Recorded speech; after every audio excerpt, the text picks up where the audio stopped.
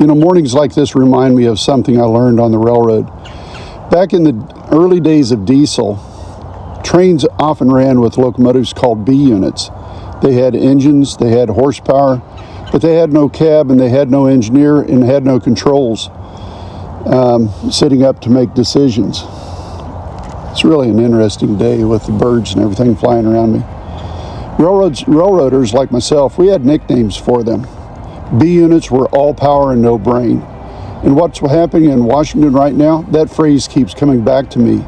Let's step inside and talk about that. Good morning. I'm glad to share a few minutes with you today, reflecting on looking out the window of a train, a place where I spent 43 years analyzing the world around me. Back in the early days of diesel, trains often ran with what was called a ABBA locomotive set. The A units had controls, they had a cab, and they had an engineer sitting in them up front that made decisions. But the B units were wedged in between them and made like a streamlined look where it was a long locomotive, but they were actually separate locomotives. They had engines, they had horsepower, but they had no cab and no controls. And I had a nickname for them, and the same way with a lot of railroaders. They were all power and no brain. And watching the way this conflict with Iran is unfolding politically, that phrase keeps coming back to me, because right now, what we are seeing from Donald Trump and much of the Republican leadership in the geopolitical equivalent of one of those old B units. A lot of raw power, but very little visible strategy guiding it. Again, all power, no brain. Let me be clear about something. The United States military is doing exactly what it is trained in order to do. Our pilots, sailors, and soldiers carrying out their mission with professionalism and discipline. Any criticism belongs to the political leadership that made the decisions, not with the people carrying them out. But when you look at the messaging coming out of Washington over the last several days, there does not appear to be a coherent long-term plan for what happens next. No clear diplomatic framework, no defined end state, no visible regional stabilization strategy, and a complete abdication of Republican congressional oversight. Instead, what we are hearing is statements suggesting Iran's future leadership must somehow emerge from within the regime, and while at the same time signals come from Israeli officials with just the opposite strategy. They're saying whoever becomes the next supreme leader could be targeted by Israel.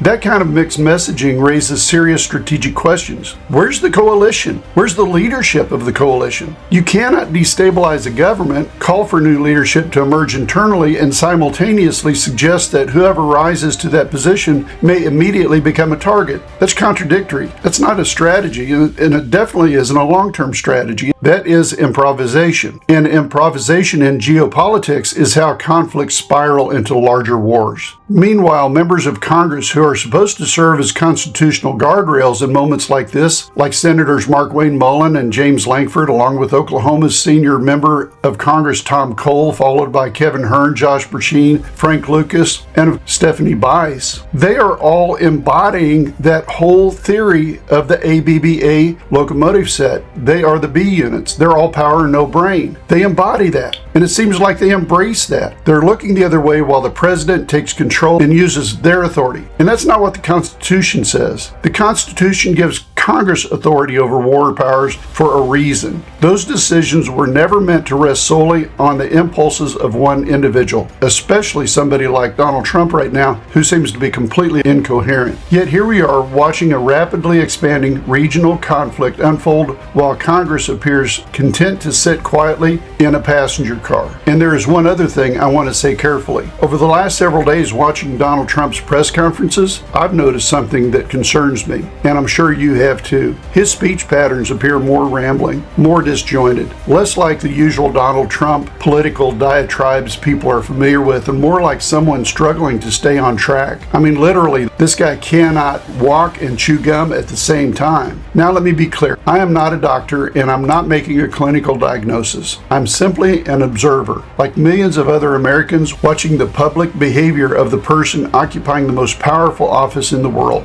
But unlike some people, my brain isn't programmed to assume that everything this man says or does must automatically be brilliant. Leadership in moments like this requires discipline, clarity, and long-range thinking. War is not something you improvise, which brings me back to that railroad analogy. When you put a B unit in the middle of a locomotive consist, it can add power to the train, but it cannot make decisions. It cannot see the curves ahead. It cannot see the signals. It is, as railroaders say, all power and no brain. And when the stakes involve carrier groups, regional stability, and the lives of American service members, that is not the kind of leadership that you want controlling the train. As we head down the tracks of another day, let's keep the conversation rolling.